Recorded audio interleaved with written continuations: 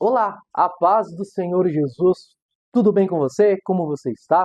Eu sou Osni Coelho Simões e seja muito bem-vindo ao meu canal, o canal Osni Coelho Simões, um canal de estudos da Palavra de Deus, da Bíblia Sagrada e de acompanhamento das lições da Escola Bíblica Dominical do currículo da CPAD. É um prazer ter você aqui e já de início eu quero dar alguns recados. Primeiro, pode curtir, pode se inscrever, ativar o sininho da notificação.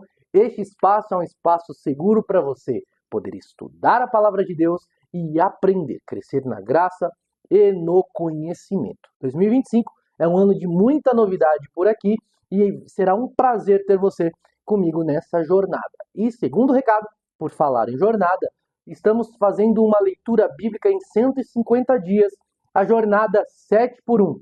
Você que deseja ler a Bíblia inteira ainda este ano, pelo menos 2 vezes, você pode. Você pode e como? Clicando no link aqui abaixo, você será redirecionado para a jornada 7 por 1, a jornada de leitura da Bíblia em 150 dias. Você não vai receber apenas um plano de leitura, não. Você vai receber um plano de leitura e subsídios, estudos em vídeos assim, igual eu estou fazendo aqui no YouTube, onde você vai conhecer e estudar o panorama dos livros da Bíblia, ter aqui apoio, acompanhamento e participar de uma comunidade, a comunidade 7 por 1, onde nós aqui estamos lendo a Bíblia, cada um no seu tempo e cada um compartilhando no nosso grupo, na nossa comunidade, aquilo que Deus ministra ao seu coração. Vai ser um prazer ter você conosco nessa jornada. Eu tenho muito a aprender com você e tenho certeza que você também tem muito para aprender conosco.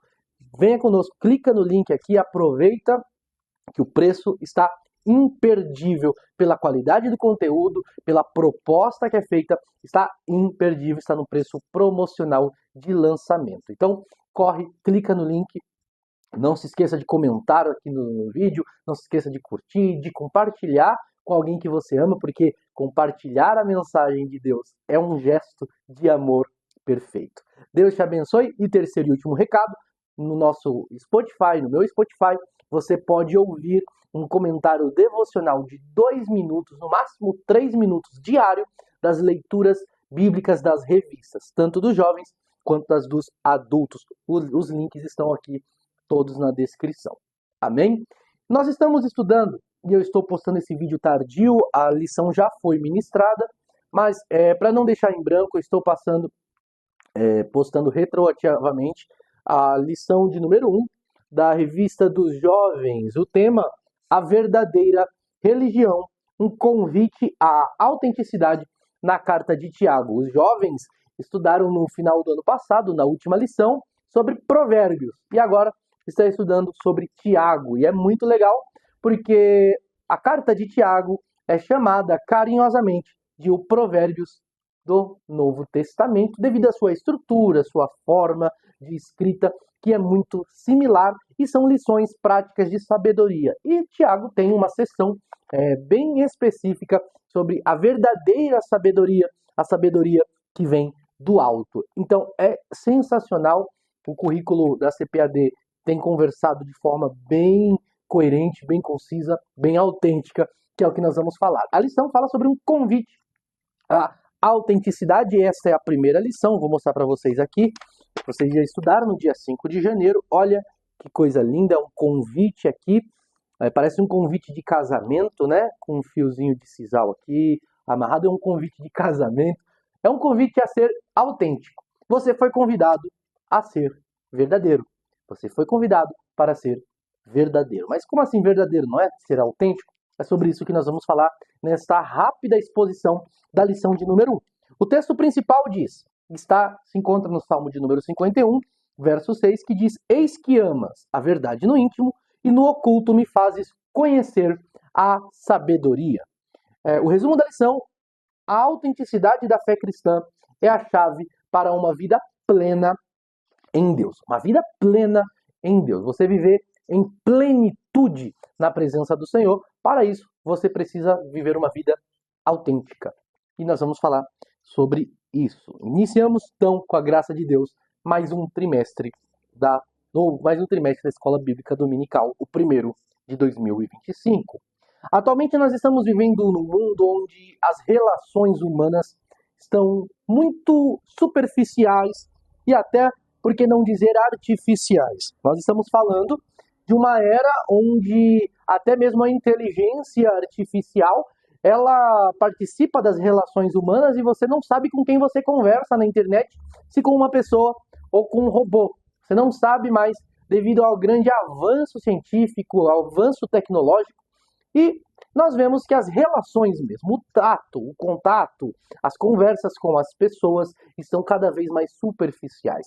Você abre a rede social, estamos numa questão de jovens, você vê jovens superficiais expondo superficialmente as suas vidas superficiais. Eu ia falar medíocre, mas eu não queria ser a priori ofensivo. Mas sim, de fato, é uma vida medíocre, é uma vida superficial, não é natural e são pessoas querendo mostrar muitas vezes aquilo que elas não são.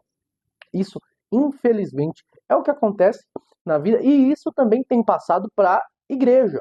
Muitos cristãos vivem uma vida superficial, hipócrita. Essa é a expressão que é a palavra hipocrisia, que significa, representava aquela máscara que os atores antigos colocavam no rosto para simular um sentimento que era o que eles não tinham. Então, lembra no teatro, as peças eram feitas com máscara, então se o ator, o personagem estivesse rindo, você colocava uma máscara sorrindo, se estivesse chorando, uma máscara chorando. E é isso é hipocrisia, você colocar a sua máscara e comparecer para expor aquilo que você não é.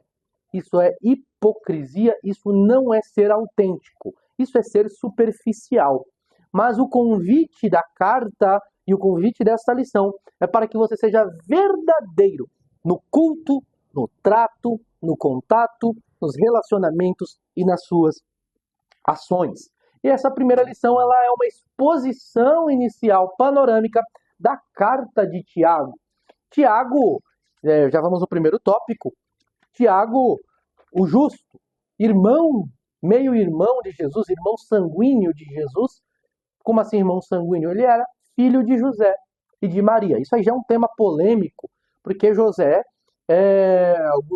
alguns acreditam, de tradição romana, que Maria permanece virgem eternamente. E isso é uma inverdade. A própria Bíblia menciona que José não conheceu Maria enquanto ela não gerou, não deu à luz, né? Ela já havia concebido. Ela não deu à luz a Jesus. Então ela não morreu virgem, né? Na verdade, eles nem acreditam que ela morreu, mas não vamos entrar no mérito. Ela teve filhos com José e filhas. Isso nós vemos principalmente em Mateus, capítulo 13, versículo 55, quando em Nazaré, as pessoas que ouviam o Senhor Jesus pregar, diziam, não é este o filho do carpinteiro? A sua mãe não se chama Maria? E seus irmãos não são Tiago, José, Simão e Judas? E não estão aqui também as suas irmãs? Perceba que o primeiro nome é Tiago. Então ele tem outros irmãos. Ele tem Tiago, ele tem José, Simão e Judas. Esse Judas, que é o caçula, irmão caçula de Jesus, é o mesmo Judas que escreveu a Epístola de Judas, o penúltimo livro da Bíblia. E esse mesmo Judas fala, eu sou Judas, servo do Senhor, irmão de Tiago. Que Tiago? Esse Tiago que nós estamos estudando na presente lição. E eu cito Judas porque Judas foi o texto áureo da lição de número 1 dos adultos, que é Judas capítulo único, versículo de número 3. Mas isso você pode ver no vídeo aqui no canal. Bem, dito isso, nós sabemos que foi Tiago. Esse Tiago não é o irmão de João, porque a Bíblia fala que Jesus teve 2 discípulos chamados Tiago, e nenhum deles era irmão de Jesus, porque os irmãos de Jesus não criam nele antes de Jesus ressuscitar. Nós vemos isso em João capítulo 7, versículo 5, que os próprios irmãos de Jesus não acreditavam, não criam nele. Pois bem, Jesus apareceu a eles depois. Isso nós vemos na primeira carta de Paulo aos Coríntios, capítulo 15, versículo de número 3 até o 7. Eu vou ler para vocês, para ganhar tempo, rapidamente. Você poderá acompanhar aí. 1 aos Coríntios 15, 3 ao 7, que diz: Antes de tudo, entreguei a vocês o que também recebi. O quê? Que Cristo morreu pelos nossos pecados, segundo as Escrituras, e que foi sepultado e ressuscitou ao terceiro dia, segundo as Escrituras. E apareceu a Cefas e depois aos 12, depois foi visto por mais de 500 irmãos de uma só vez, dos quais a maioria ainda vive, porém alguns já dormem. Depois foi visto por Tiago e mais tarde por todos os apóstolos. Ele está falando desse Tiago, que não é o Tiago apóstolo. Jesus teve dois discípulos chamados Tiago. Um era o Tiago, filho de Zebedeu, irmão de João, e o outro era o Tiago menor, ou o Tiaguinho. O Tiago, filho de Zebedeu, irmão de João, morreu em Atos, o primeiro apóstolo a ser martirizado. Portanto, não era o apóstolo Tiago, irmão de João. Este Tiago que nós estamos falando, ele era pastor da igreja de Jerusalém. Ele tinha uma autoridade na igreja local de Jerusalém, isso posteriormente ao período inicial da perseguição, que começa no período da morte de Estevão. Quando Estevão é morto apedrejado, isso com o consentimento de Saulo de Tarso, ou seja, Saulo não era nem crente ainda, Saulo ainda perseguia os cristãos. A partir dali inicia-se um processo de perseguição muito intenso, onde até o próprio Saulo entrava nas casas, agredia, forçava as pessoas a blasfemar contra o Senhor. E aí, nesse meio tempo, ele se encontrou com Jesus, Jesus se encontrou com ele no caminho para Damasco, isso você sabe. Mas nesse período, a igreja foi se dispersando e Tiago se tornou uma referência à igreja local. Essa referência é tanta que no capítulo 15 de Atos dos Apóstolos, a partir do versículo 13 ao 21, nós vemos Tiago, este mesmo Tiago, discursando no primeiro concílio da história da igreja, que é o concílio de Jerusalém, discursando a respeito da tradição da lei de Moisés, da salvação pela fé, pela graça e não pelas obras, não condicionando as obras à salvação. E esse assunto é da lição 2 também da Revista dos Adultos. Então, diante disso aqui, dessa exposição, nós vemos a importância de Tiago neste período para a igreja de Cristo. Este Tiago era conhecido como justo, respeitado por sua vida de oração e de integridade, aliando sua mensagem à prática de boas obras. A prática de boas obras não como meio para a salvação, mas como meios que comprovam a salvação. Vou falar disso daqui a pouco. A carta de Tiago foi escrita num período de intensa perseguição aos primeiros crentes, especialmente aos judeus, após o martírio de Estevão em Atos capítulo 7. Muitos judeus convertidos se dispersaram por entre as nações e, neste grande movimento de dispersão, enfrentaram desafios como pobreza, discriminação, tentação de comprometer sua fé diante das pressões culturais e das pressões religiosas nas nações para as quais eles se mudavam. Essa dispersão criou uma necessidade urgente de instruções práticas para viver a fé cristã num mundo hostil, e Tiago escreveu como um pastor zeloso, oferecendo conselhos claros e diretos para ajudar os crentes a manter a sua integridade espiritual, mesmo em meio às diversidades. Integridade espiritual é essa autenticidade para a qual nós somos convidados nessa primeira lição. Então, a estrutura da carta é uma estrutura notável, perfeitamente, por ser prática. Ela é prática, bem direta, bem simples, uma carta pastoral. Ela é considerada uma epístola universal e uma curiosidade pode ser, não há comprovação, mas pode ser que seja o primeiro documento escrito do Novo Testamento. Alguns acreditam que Marcos foi o primeiro evangelho a ser escrito. Outros acreditam que Gálatas, a carta aos Gálatas, foi o primeiro documento da igreja escrito, o primeiro livro do Novo Testamento a ser escrito, mas há fortes indícios de que a Epístola de Tiago foi a primeira carta, o primeiro documento do Novo Testamento a ser escrito, e eu creio assim, porque ele foi escrito ali provavelmente, vamos falar mais para frente, mas provavelmente ali entre o ano 45 depois de Cristo, no período anterior até principalmente anterior ao concílio da igreja em Jerusalém. Amém? Então, posto isso, eu digo isso porque a partir do concílio, Paulo escreve a carta aos Gálatas. Nesse período, Paulo escreve a carta aos Gálatas, então tem essa discussão, este debate sobre qual foi escrita primeiro. Mas ambas são inspiradas por Deus, pelo Espírito Santo. Qual é o estilo e a estrutura da carta? Ela é notável por seu estilo prático, e seu foco, diferentemente das outras epístolas do Novo Testamento, não está em doutrinas complexas, mas sim em exortações claras e facilmente aplicáveis. É uma carta prática, é uma carta direta, é uma carta concisa. E seu conteúdo aborda questões principalmente como a importância de enfrentar provação com alegria, a relação entre fé e obras, o controle da língua, a busca pela sabedoria divina, falei de sabedoria agora há pouco, e a prática da justiça social e do cuidado com os necessitados.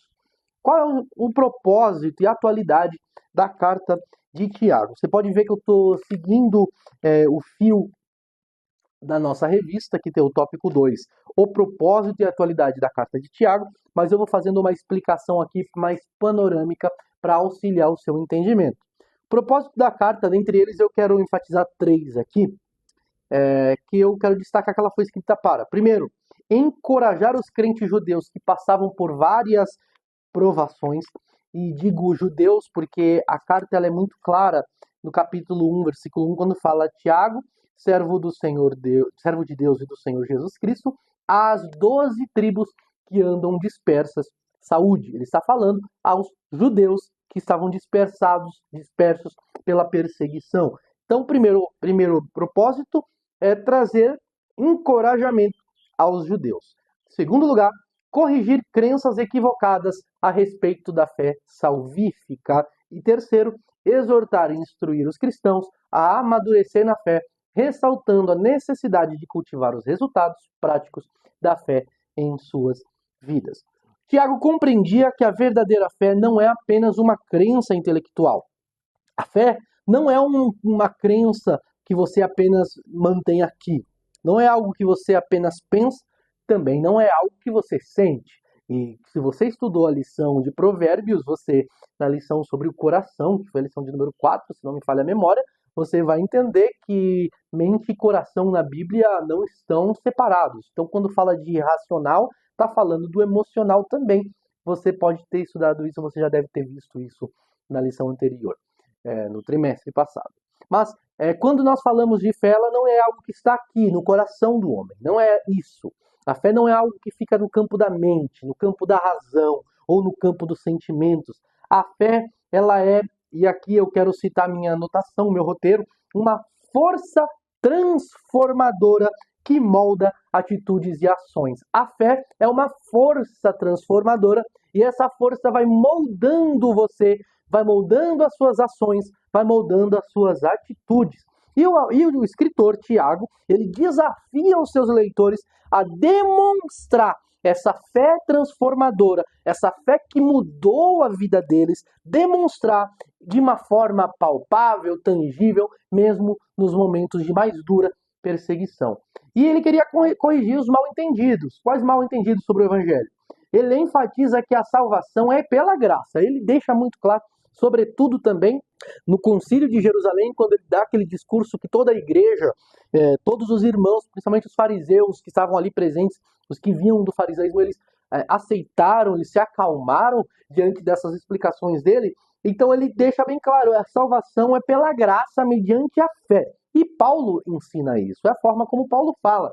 Mas ele insiste que a verdadeira fé se manifesta em obras. E isso não é uma contradição, porque nós sabemos que a salvação é pela graça e não pelas obras. Mas isso não significa que pela fé e não pelas obras, mas não significa que não hajam obras. Muito pelo contrário, tem que ter obras que comprovem a fé. Nós vamos falar sobre isso daqui a pouco, porque a fé genuína produz frutos visíveis. A fé genuína produz frutos visíveis. E conta-se que Lutero, o grande reformador da igreja, homem corajoso, homem sábio, ele tinha suas dificuldades em aceitar a carta de Tiago, por acreditar que ela era essencialmente legalista. E ele chegou de uma forma assim, até pobre, perdoe o termo, perdoe-me Lutero, a chamar a epístola de Tiago de epístola de palha. Ele chamou de epístola de palha.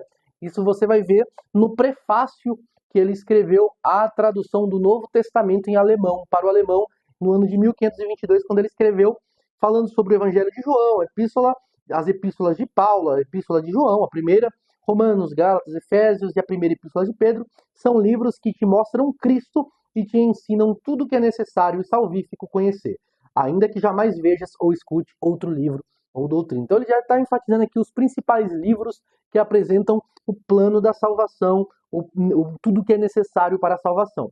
E ele conclui falando: por isso, a epístola de Tiago, comparada com eles, é realmente uma epístola de palha, já que não há nenhuma característica evangélica nela. Lutero estava equivocado ao dizer que a carta de Tiago não era uma carta evangélica, uma carta evangelizadora. Ela é uma carta pastoral, é uma carta de zelo, de cuidado para que os irmãos permanecessem firmes. Portanto, é uma carta do evangelho, sim, porque a perseverança na fé e a perseverança nas boas obras também faz parte do dia a dia do cristão. Já na segunda edição da tradução para o alemão do Novo Testamento, ele tirou a expressão epístola de palha. Lutero tirou, mas ele escreve o seguinte, eu estou citando aqui o prefácio de Lutero, tá? Mesmo que tenha sido rejeitada pelos antigos, eu louvo essa epístola e a considero boa, pelo fato de ela não propor doutrina humana e por promover duramente a lei de Deus. Olha só, ele já está louvando, aceitando a epístola de Tiago, mas ainda dizendo que ela propõe a lei de Deus de uma forma dura. Mas aí ele começa a dar a opinião dele, que ele fala: para dar a minha opinião, porém, sem prejuízo de ninguém, considero-a não escrita por apóstolo. Então ele já tira a autoridade apostólica de Tiago. Isso aí a gente pode entrar no mérito, que Tiago não era apóstolo, de fato, mas isso não diminui a inspiração da Escritura. E não quer dizer que porque Tiago não era apóstolo, que ele tem menos autoridade, que o seu escrito tem menos autoridade de revelação, inspiração, do que as epístolas de Paulo, por exemplo. Sendo assim, a gente tem que rejeitar por completo o Antigo Testamento, que não foi escrito por nenhum apóstolo. A gente tem que rejeitar também a epístola de Judas e rejeitar também os Atos dos Apóstolos e o Evangelho de Lucas. E Marcos também, que Marcos não era apóstolo. Perceba, isso é uma linha muito fina e muito perigosa de se cruzar, você retirar a autoridade de um livro da Bíblia. E Lutero era falho também, a fabilidade de Lutero a gente compreende, mas ele com uma falha mesmo, uma dificuldade de entender a relação do equilíbrio entre fé e obras. Eu vou continuar o que ele fala. Primeiro, porque contrariamente a Paulo, olha o que ele fala, ele diz que é contrário a Paulo.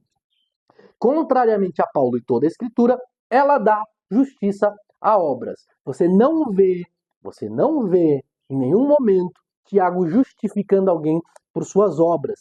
Mas ele apresenta aqui, eu já estou dando a minha resposta a Lutero, meu Deus, que ousadia minha, né?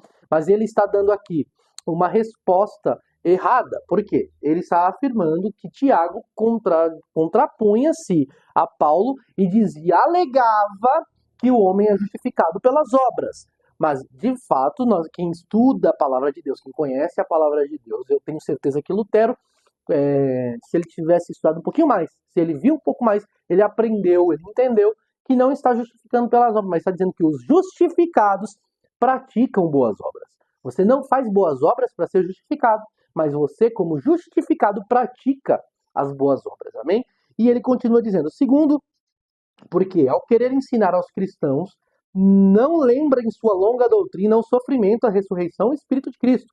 Tiago não faz outra coisa do que instar para a lei e suas obras, misturando tão confusamente uma coisa na outra, que imagino que tenha sido algum homem bom e piedoso que captou alguns ditos de discípulos dos apóstolos, e assim os lançou ao papel. Ele chama a lei como lei de liberdade, Tiago 1:25, sendo que Paulo a chama de lei da servidão, da ira, da morte e do pecado. E aí ele cita Gálatas 3:23, Romanos 7:11 e 23. Em suma, ele quis combater os que confiavam na fé sem obras e foi fraco demais. Quer alcançá-lo pela promoção da lei, quando os apóstolos o conseguem atraindo para o amor. Por isso eu não posso colocá-lo entre os livros principais, mas com isso não quero impedir ninguém a fazê-lo e a destacá-lo como lhe apetece, pois no mais contém muitas boas afirmações. Você vê que Lutero está colocando uma hierarquia entre os livros da Bíblia e está tirando Tiago dos livros principais. E nós, na nossa doutrina assembleiana, nós entendemos que não há um livro mais inspirado ou mais especial que o outro. Todos são a palavra de Deus. Toda a escritura divinamente inspirada e essa escritura está falando do Antigo e também do Novo Testamento, ela é proveitosa, tá? Ela é proveitosa e ela é útil. Então, a palavra de Deus, a carta de Tiago, é um livro inspirado por Deus. O reformador, porém, não conseguia enxergar com clareza que a carta de Tiago não contradiz e nem se contrapõe em momento algum às doutrinas de Paulo. Antes, porém, as complementa. Paulo falava muito sobre a salvação sem a necessidade das obras. O homem não faz nada para ser salvo, e Tiago em nenhum momento diz que o homem faz algo para ser salvo. O apóstolo Paulo também, ele nunca retirou as boas obras da equação. As boas obras sempre fizeram parte da equação salvífica. Como assim? Eu vou explicar para vocês. Vamos ler dois textos de duas epístolas paulinas diferentes, uma para uma igreja e outra para um pastor, e nós vamos ver a presença da fé, da graça e das boas obras. O texto clássico, Efésios capítulo 2, versículo 8 até o 10. Porque pela graça vocês são salvos mediante a fé, e isso não vem de vocês, é dom de Deus, não de obras para que ninguém se glorie, pois somos feitura dele, criados em Cristo Jesus, para boas obras, as quais Deus de antemão preparou para que andássemos nelas, salvo pela graça, por meio da fé, para as boas obras. E aí nós temos Tito capítulo 2, versículos 11 até o 14, que diz: porque a graça de Deus se manifestou, trazendo salvação a todos.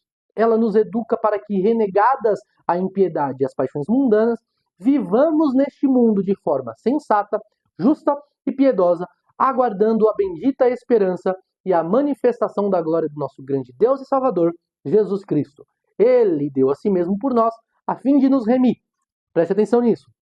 A fim de nos remir de toda iniquidade e purificar para si mesmo um povo exclusivamente seu, dedicado à prática de boas obras.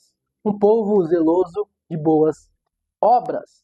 Perceba que nos dois textos que eu li, o apóstolo Paulo menciona a salvação como obra da graça de Deus, mas a seguir demonstra menciona o dever de se viver a prática de boas obras. Aos Efésios, Paulo fala que a salvação não vem pelas obras, para que ninguém se glorie, mas foi para as boas obras. Você não é salvo pelas obras, mas para as boas obras. Já a Tito, o apóstolo Paulo diz que a igreja deve ser ensinada, que a graça nos ensina a renunciar ao mundo e à impiedade, porque Deus preparou para si um povo dedicado à prática de boas obras. Diante disso, vemos claramente que a fé e as obras devem caminhar juntas, e essa é a grande exposição que Tiago faz em sua carta. A carta é prática, portanto é uma carta com instruções práticas. E a praticidade da carta apresenta os ensinamentos presentes na carta de Tiago são práticos, abordando questões como justiça social, controle da língua e resiliência nas dificuldades, as quais permanecem tão pertinentes hoje como era no primeiro século. E Tiago nos lembra que a autenticidade cristã é o que confere credibilidade ao nosso testemunho. Até aqui tudo bem? Espero que os irmãos estejam entendendo. Comenta aqui, coloca aqui nos comentários aquilo que você entendeu, alguma dúvida que eventualmente possa surgir. Vai apertando pausa, vai voltando o vídeo, que assim você vai poder aprender e compreender. E não se esqueça de fazer o seu comentário também, e trazendo sua dúvida, falando aquilo que você entendeu, que você não entendeu, ou querendo completar, até trazer críticas e sugestões também, será uma bênção para nós e para o nosso canal. E assim você vai fazendo este canal ser impulsionado e a gente vai alcançar mais pessoas para a glória de Deus. Convite à autenticidade é o terceiro subtópico do tópico 2 da revista. Diz que autenticidade espiritual significa viver de forma coerente com os valores e princípios ensinados por Jesus. Significa viver de uma forma coerente. Evitar o legalismo vazio e a hipocrisia, buscando ser verdadeiro consigo mesmo, com os outros e, acima de tudo, com Deus. Autenticidade e verdade são, no original da Bíblia, a mesma coisa. E tamanha é a sua importância que Salomão fala a seu respeito em Provérbios, capítulo 12, versículo 22, ao dizer que o Senhor detesta lábios mentirosos, mas aquele que pratica a verdade são o seu prazer. A palavra verdade aqui em Provérbios é emuná, a mesma palavra para fé também, que significa fidelidade, firmeza, estabilidade.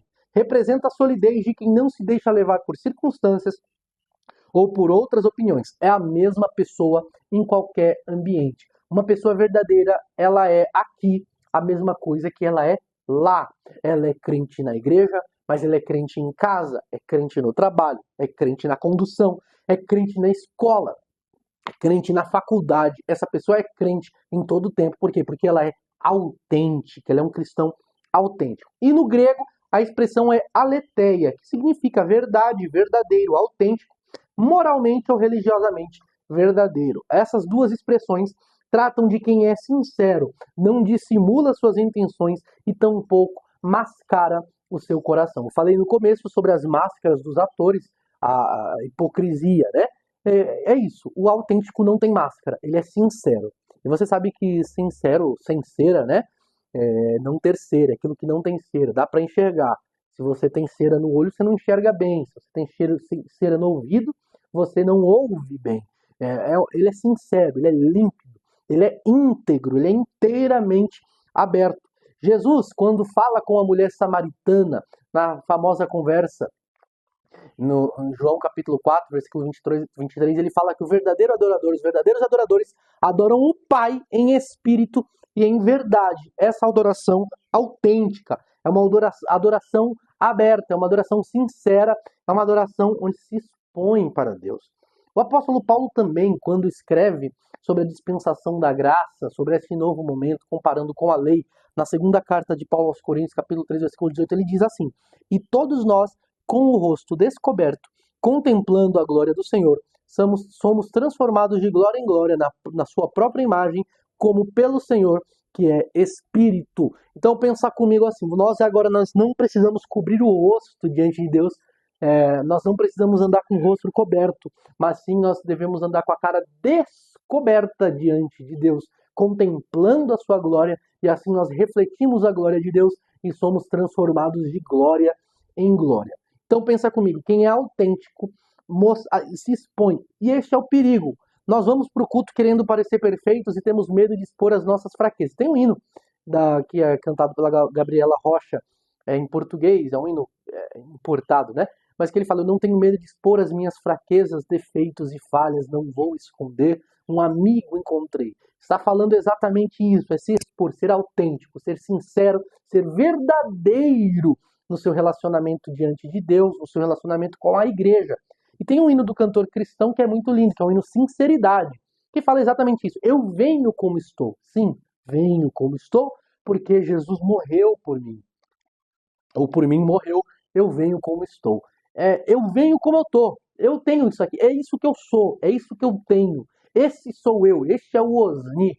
E é este Osni autêntico diante de Deus que, quando se expõe diante de Deus tal como é, descobrindo sua cara, desnudando seu espírito, sua alma diante do Senhor, não se escondendo como fez Adão. Essa pessoa que se expõe, este Osni que se expõe, ele vai sendo transformado dia após dia. Ser autêntico é isso. Vir a Deus como se está, com ousadia, aproximar-se de Deus e expor suas fraquezas. E enquanto se aproxima, se deixa ser transformado de glória em glória. E Deus, ele ama tanto quem pratica a verdade, que aquele que ama e pratica a mentira ficará de fora da cidade santa. Apocalipse 22:15, lá no último dia. Tiago faz um chamado para que sejamos praticantes da palavra e não apenas ouvintes, e nos desafia a examinar nossas vidas, e alinharmos nossas ações com a nossa fé. Aquilo que você crê, você tem que agir da mesma forma alinhada.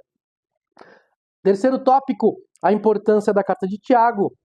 Os destinatários, como eu disse, eram os cristãos dispersos, as 12 tribos dispersas que estavam enfrentando dura perseguição. E qual a relevância da igreja para a igreja primitiva? Nós estamos falando de uma época em que a igreja estava sendo perseguida e era necessário que houvesse uma formação ética cristã. E Tiago escreve de uma forma pastoral. Essa é a relevância, porque é a formação da ética cristã e a introdução ao debate da fé e das obras, mostrando que o crente precisa demonstrar a credibilidade daquilo que ele crê por meio da sua autenticidade. Dessa forma, a aplicação ela é uma carta atual e contemporânea, que nos ajuda até nos dias de hoje, a cuidar de questões como provas e resiliência, justiça social, controle da língua e oração. São assuntos que nós vamos falar nas próximas lições. Conclusão. A primeira lição deste trimestre nos convida a uma reflexão profunda sobre a forma como exercemos a fé. Tiago nos desafia a sermos praticantes da palavra, demonstrando a realidade da vida de Cristo em nossa vida através das nossas ações. Vale ressaltar que não basta agir, mas agir com autenticidade em verdade. Deus conhece o coração do homem e condena a hipocrisia. Como está escrito lá em 1 Samuel 16:7, porque o Senhor não vê como o homem vê o exterior, porém o Senhor vê o coração. E como diz João, capítulo 2, versículos 23 ao 25, estando Jesus em Jerusalém, durante a festa da Páscoa, muitos creram no seu nome quando viram os sinais que ele fazia. Mas o próprio Jesus não confiava neles, porque conhecia a todos e não precisava que alguém lhe desse testemunho a respeito das pessoas, porque ele mesmo sabia o que era a natureza do homem. No decorrer desse trimestre, nós seremos desafiados a examinar nossas atitudes e a ajustar os nossos passos à luz dos ensinamentos de Tiago, e que possamos responder a este convite com humildade e determinação. Jesus conhece o nosso coração e no culto, nas relações, em tudo quanto fizermos, o próprio Deus está olhando o nosso coração. E se aquilo que fazemos condiz com o que está em nosso coração, Ele nos aprovará e somos transformados. Quando nós nos deixamos ser transformados e agir em sinceridade, nós vamos melhorando dia após dia, as falhas vão sendo limpadas, o defeito vai saindo, vamos sendo santificados dia após dia, as nossas ações vão sendo mais aprimoradas, porque vivemos na verdade, a verdade vai nos libertando pouco a pouco, e assim Deus vai nos aprovar. Isso é o correto. Não podemos, por exemplo, num culto, estou falando muito de culto, né? Por conta da leitura semanal, que cita os verdadeiros adoradores, não vir com uma liturgia de espetáculo. Não. Disso Deus não se agrada. Não é aparecer por aparecer, não é glorificar a Deus por simplesmente glorificar para ser visto pelos homens. Não, mas sim para mostrar que o nosso coração é transformado. E se o meu coração é transformado, eu vou mostrar para você por meio das minhas boas obras. E não mascarar o meu coração sujo com boas obras, fingindo, fajutas, com hipocrisia, porque Deus conhece o coração do homem. Deus abençoe você. Compartilhe este vídeo com a pessoa que você ama. Compartilhar a palavra é o maior gesto de amor que você pode fazer por alguém. E à medida que você compartilha, o canal vai crescendo. Vamos ter vídeos semanalmente aqui. Então, fica com a gente. Se inscreve, ativa o sininho e fica conosco. E venha estudar comigo no canal Osni Coelho Simões. Deus te abençoe. Até o próximo vídeo.